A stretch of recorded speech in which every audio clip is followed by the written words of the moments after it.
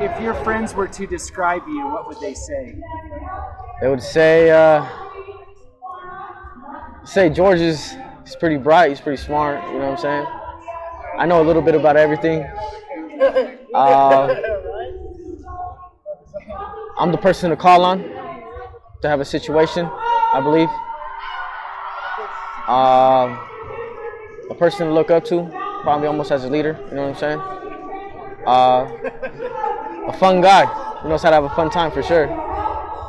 And when I think that they say he's crazy. When have you felt the loneliest? When have I ever felt the loneliest?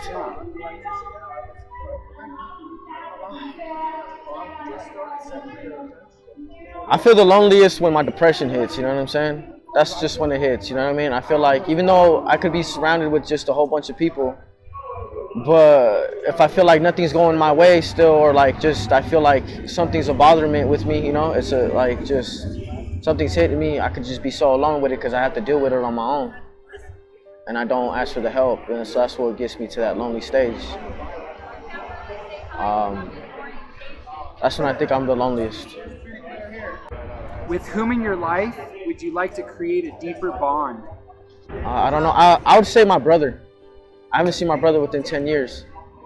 He went off to prison, you know, like he got caught up into the gang thing, went to prison at a very young age. I haven't seen him in 10 years. He left me when I was a kid. I was like 13 years old. I think I would like to get to know that bond because I don't know him now. I know that he's into like addiction and stuff like that now in a different country, but I like to get to know him more, you know what I mean, see where he's at, so I'll know him better.